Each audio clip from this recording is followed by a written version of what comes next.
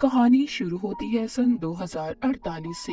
ये वो वक्त था जब जमीन पर रहने के लिए कुछ भी नहीं था और बाकी जितने भी रिसोर्सेज जराए बचे थे उनको हासिल करने के लिए मुल्क एक दूसरे के साथ लड़ रहे थे। इसी के दरमियान हमें रिक की फैमिली दिखाई जाती है जिनको आलीशान मेंशन में लाया गया था। यहाँ पर आकर पूरी फैमिली बहुत खुश थी। रिक की फैमिली में उसकी बीवी एबी और उसका बेटा था। तभी इनको पता चलता है कि यहाँ पर 13 ऐसी और फैमिलीज हैं जिन्हें यहाँ पर लाया गया था। उन पर रिसर्च होगी, एक्सपेरिमेंट तजुर्बे किए जाएंगे जिसके लिए यहाँ पर साइंटिस्ट की पूरी टीम मौजूद थी। अगली सुबह हमें इस प्रोजेक्ट के प्रोफेसर हेड दिखाए जाते हैं जो बताते हैं कि आने वाले 10 सालों में जमीन पर सब कुछ खत्म हो जाएगा, कुछ भी नहीं बचेगा और तब इंसान जमीन पर नहीं रह सकेंगे। उस वक्त हमारे पास सिर्फ एक रास्ता है और वो है टाइटन, जो कि जमीन पर रहने के बाद दूसरा ऐसा जरिया है जो कि एक बहुत बड़ा चांद है। मगर इस वक्त इंसानों के लिए वहाँ पर रहना मुमकिन नहीं। वहाँ पर मीथेन गैस की बारिश होती है और हवा में नाइट्रोजन गैस मौजूद है। वहाँ पर सर्दी भी बहुत ज्यादा है और अगर हम चाहते हैं कि इंसान वहाँ पर रहे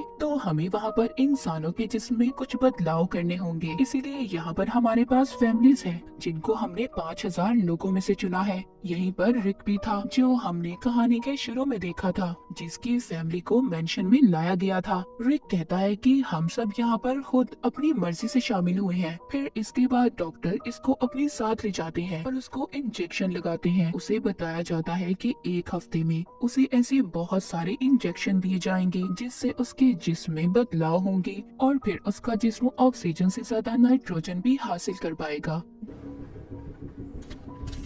जब रिक के घर में पार्टी थी, उसकी बीवी जिसका नाम एबी था उसने बहुत ज्यादा शराब पीनी थी जिससे उसकी तबीयत खराब हो जाती है। रिक जब अपनी बीवी को लेकर जा रहा था तो रिक की बीवी एबी देखती है उसको तो बहुत तेज बुखार था। कुछ दिन के बाद जितनी भी फैमिलीज थी सबको एक एक्सपेरिमेंट के लिए पानी के पूल के पास लाया जाता है और ये देखा जाता है कि कौन पानी में कितनी देर तक बिना सांस लेकर रह सकता है। पर एक एक करके सब बाहर आ गए थे मगर रिक और एक लड़की 40 मिनट तक पानी के अंदर ही बैठे रहते हैं। 40 मिनट के बाद लड़की का दम भी घुटने लगा था, वो पानी से बाहर आ जाती है पर रिक पानी के अंदर ही था। आहिस्ता आहिस्ता उसके दिल की धड़कन भी कम हो रही थी। वो बाहर रहकर उसके हार्ट रेट को देख रही थी। इससे पहले कुछ होता रिक खुद ही बाहर आ जाता है। सब उसके लिए तालियां बजाते हैं क्योंकि उसने सबसे ज्यादा वक्त पानी में गुजारा था। इसके कुछ दिन के बाद हमें दिखाया जाता है कि रिक को एक सर्जरी के लिए लाया गया था। जिस दिन उसकी सर्जरी की जाती है उसी दिन रात को वो अपने बेड पर नहीं था। उसकी बीवी एबी जब ये देखती है तो वो किचन में बैठा अपने जिस्म पर बर्फ लगा रहा था। उसको बहुत गर्मी लग रही थी। इसके बाद एबी उसको और ज्यादा बर्फ ला कर देती है। एबी को बताता है कि मुझे बिल्कुल भी ठंड का एहसास नहीं हो रहा। इसका मतलब ये था कि जिन लोगों को टाइटन पर भेजने के लिए तैयार किया जा रहा था रिक पर भी बिल्कुल वैसा ही असर हो रहा था कि टाइटन पर बहुत ज्यादा ठंड थी और वहाँ पर ऐसे जिस्म की जरूरत थी जिसको ठंड का बिल्कुल भी एहसास ना हो। मगर अभी भी इनको सबसे बड़ा सामना मीथेन गैस और नाइट्रोजन का था। इन सबको मीथेन गैस के साथ पानी में तैरने का कहा जाता है। साथ ही इनको खास किस्म के मास्क पहनाए जाते हैं जिससे नाइट्रोजन बढ़ता है। ये उस मास्क को पहनकर बहुत भागते हैं। दरअसल इनको टाइटन के लिए तैयार किया जा रहा था। इसी तरह बहुत सारे दिन गुजर जाते हैं। एक दिन रिक जब बाथरूम में था तो वो देखता है उसको हेयर फॉल हो रहा था, यानी कि उसके बाल बहुत ज्यादा उतर रहे थे। यहाँ पर एक और लड़का था, उसके साथ भी ये सब हो रहा था। अब ये सब समझ गए थे जो भी इनके साथ हो रहा है वो सब उन दवाइयों और तजुर्बों का नतीजा है जो इनको टाइटन पर भेजने के लिए किया जा रहा था। अभी यहाँ पर एक लड़के की मौत हो जाती है। उस लड़की को ऐसा मरते देख सब बहुत ज्यादा परेशान हो गए थे। सभी डर जाते हैं क्योंकि बिल्कुल वैसी ही दवाइयाँ इन्हें भी दी जा रही थी, यानी कि इन सब की जान को भी खतरा था। रात को सब जब रिक के घर पर जमा थे इन सब के बारे में बात कर रहे थे तभी उधर इसका एक दोस्त बहुत ज्यादा गुस्सा करता है, अपनी बीवी पर भी हमला कर देता है। दरअसल जब से उस पर एक्सपेरिमेंट किए जा रहे थे तभी से उसके साथ ऐसा हो रहा था। ये देखकर सबके सब परेशान हो जाते हैं। अगली सुबह डॉक्टर रिक के घर आती है, उनको बताती है जो लड़की मरी थी वो दरअसल बीमार थी। उसको दरअसल पहले ही एक बीमारी थी, इसी वजह से उसकी मौत हुई है, न कि किसी एक्सपेरिमेंट की वजह से। लेकिन रिक जानता था कि कुछ ना कुछ तो गड़बड़ है। उसी रात उसको उल्टी होती है जिसमें खून आ रहा था। उसकी बीवी उसका ब्लड सैंपल लेती है क्योंकि एबी भी एक डॉक्टर थी। अगले दिन रिक को दिखाया जाता है, वो पानी के अंदर था। उसकी जिल्द भी उतरना शुरू हो गई थी। इस बात से वो बहुत ज्यादा डर जाता है। उधर दूसरी तरफ एबी उसका खून का सैंपल लेकर लैब में जाती है। जब वो उसको टेस्ट करती है तो उसको पता चलता है कि रिक के जिस्म में बहुत से ऐसे केमिकल शामिल किए गए हैं जिसके बारे में पहले नहीं बताया गया था। एबी इन सब के बारे में प्रोजेक्ट प्रोफेसर हेड से बात करती है, मगर वो उसको कुछ भी नहीं बताते। अब रिक की आंखों का ऑपरेशन किया जाता है ताकि वो अंधेरे में भी देख सके। रिक जब वापिस घर आता है तो उसकी आंखों से खून आने लगा था। उसको दोबारा से हॉस्पिटल ले जाया जाता है। एबी वहाँ पर दोबारा से प्रोफेसर से बात करने की कोशिश करती है, लेकिन वो उसकी किसी बात का जवाब नहीं देते और चले जाते हैं। एबी जब घर आई थी तो देखती है वो आदमी जिसको पहले भी गुस्सा आया था, अब वो और भी ज्यादा गुस्से में था। उसने अपनी बीवी को भी मार दिया था, इसीलिए मिलिट्री के लोग उसे लेने आए थे। अब एबी को ये महसूस हो रहा था कि उससे बहुत सारी बातें छुपाई गई हैं। वो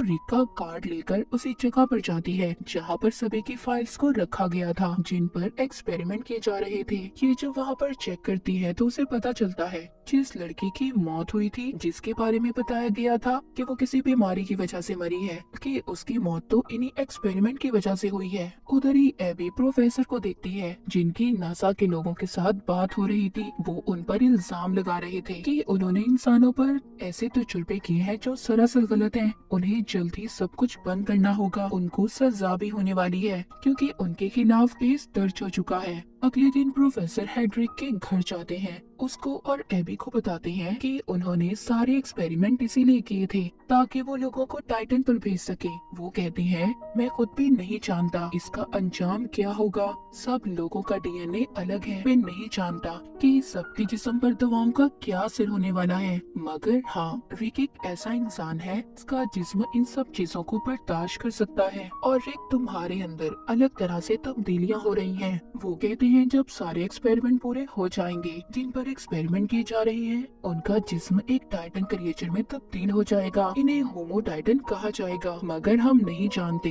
कौन कैसा होगा क्योंकि सबका डीएनए अलग अलग है। ये सारी बातें सुनकर रिक और एबी बहुत ज्यादा परेशान हो गए थे, पर अब रिक बहुत आगे आ चुका था। उसकी आंखों की एक और सर्जरी की जाती है जिससे वो अब अंधेरे में भी देख सकता था। अब वो पानी में भी बैठकर चीजों को महसूस कर सकता था। इसके बाद जितने भी लोगों पर एक्सपेरिमेंट किए गए थे वो सब मर जाते हैं, सिर्फ रिक और उसकी दोस्त बचते हैं। लैब में रिक की बीवी एबी जब उसको देखने आती है तो वो देखकर हैरान हो जाती है क्योंकि रिक अब बिल्कुल बदल चुका था। उसके सर पर एक भी बाल नहीं था और न ही उसके कान थे। रिक जब एबी और अपने बेटे को देखता है तो उन्हें पहचान लेता है, मगर अब वो उनसे बात नहीं कर सकता था क्योंकि जब उसके जिस्म में तब्दीलियां हुई थी अब वो सिर्फ लो फ्रीक्वेंसी यानी कि बहुत आहिस्ता आवाज में बोल सकता था, जो आवाज आम इंसान नहीं सुन सकता। इसके बाद रिक को घर भेज दिया जाता है। रात को रिक के घर उसकी दोस्त आती है जिसके हाथ पर खून लगा हुआ था। वो भी गुस्से में आकर अपने हस्बैंड को मार देती है।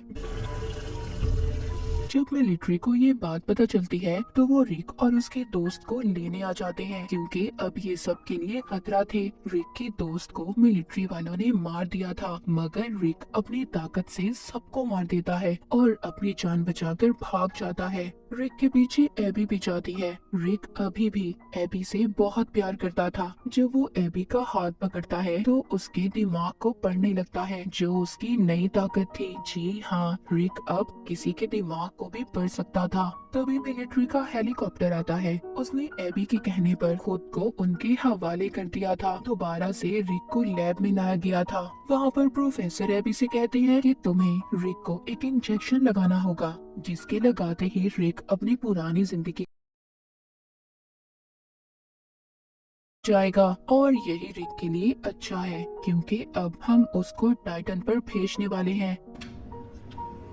जब एबी रिक के पास जाती है तो उसको इंजेक्शन लगा देती है। हालांकि रिक उसको मना कर रहा था क्योंकि वो अपनी पुरानी यादों को नहीं भुलाना चाहता था। एबी ऐसा करते ही वहाँ से अपनी दोस्त को लेकर अपने बेटे के साथ चली जाती है। इनके जाने के बाद रिक वहाँ पर सभी सोल्जर्स पर हमला कर देता है और उन्हें मारकर वापस से अपने घर आ गया था। दरअसल एबी ने उसके जिस्म में इंजेक्शन को नहीं लगाया था ताकि उसको टाइटन पर ना भेजा जाए। वो वापस अपने घर आता है तो अपनी बीवी और बेटे से मिलकर बहुत खुश होता है। पर तभी उधर मिलिट्री के लोग आ गए थे, उनके साथ प्रोफेसर भी थे। वो कहते हैं कि रिक को हमारे साथ जाना होगा, हम इसको टाइटन पर भेजने वाले हैं क्योंकि अब ये कभी भी इंसान नहीं बन सकता और ना ही जमीन पर रह सकता है। अगर इसे जिंदा रहना है तो इसे टाइटन पर जाना होगा। एबी को भी ये बात समझ आ गई थी। वो रिक से कहती है कि शायद तुम्हारे जाने का वक्त आ चुका है, तुम्हें वापस जाना होगा।